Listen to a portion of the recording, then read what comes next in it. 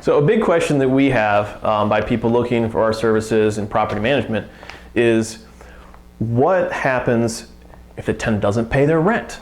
Okay, collections. That's one of the reasons you hired us. So for us, we have, based on the Ohio Revised Code, there is a 1 month collections cycle. Okay. You can come up contractually with other agreements in terms of collecting rent, like weekly, bi-weekly, but the only thing that Ohio really recognizes is a monthly collection cycle. So that's something for you to know and understand, number one. And everything, the way that we collect is based on that. So we actually start before the month begins by sending an email out with a statement of anything that may be on their ledger. You know, for instance, if utilities get stuck on the ledger, and reminding them that rent's due on the 1st. For us, our new lease, we've changed it so that if rent's not paid on the 1st, there's a late fee. It used to be that we gave a couple days time, but what we found out is, you know what, it's better just to set expectations. When we're onboarding tenants, we talk to them about, hey, you know what, when I pay my mortgage, I have it online in my bank account set to pay 10 days early so that I'm never late. So I'm trying to set those expectations. And all our staff is working together to set the expectations to pay your rent early. It starts with that, frankly.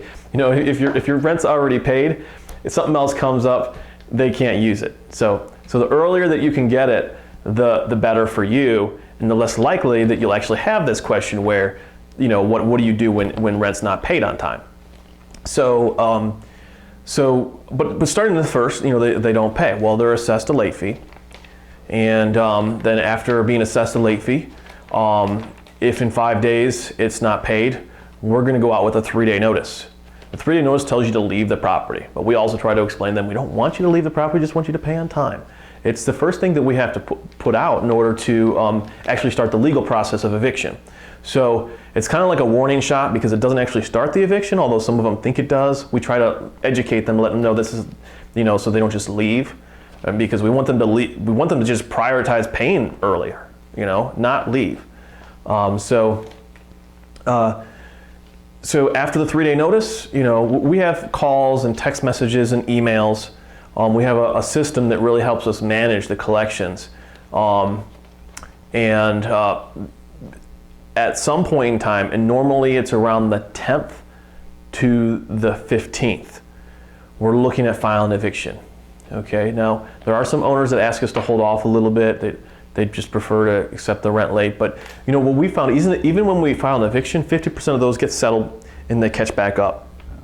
And if you actually just move forward, let us do our collections process and move forward and do that, in the future they're going to learn that, hey, this is serious. And when you agreed to pay on the 1st, we actually take that seriously. So ultimately for you, if the tenant actually moves out, that's a significant cost. In many of the videos you may have seen, that is your number one biggest cost. Everything we can do to avoid vacancy, it's good. And frankly, sometimes we'll talk with owners about evicting and we'll be like, you know, we're going into the winter months. This tenant seems to get later every month, yes, but let's just let this ride through the winter. And as long as they continue to pay by the end of the month, we'll let this go until you've gotten through all that time of slower market time, a greater cost of utilities. So you don't want to like have expensive gas bills with a vacant house in the middle of winter, things of that nature. Get it through that winter time, and then see if we can't, if they're not better by then, if they haven't kind of gotten better into a better cycle of paying, then we'll push a little harder and go ahead and evict them. So that type of conversation might came up too. But anyways, I hope that helps you understand a little bit better what happens when a tenant doesn't pay and what we do to try to get the tenants to pay on time. Attention landlords. Are you interested in professional help, leasing, lease optioning, full service management, or acquiring more investment property? If so, please call 440-220-7300 or email us at sales@propertymanagementoh.com. To get tips, tricks, and relevant Cleveland, Ohio investment and landlord information, please visit propertymanagementoh.com/news and subscribe to our newsletter.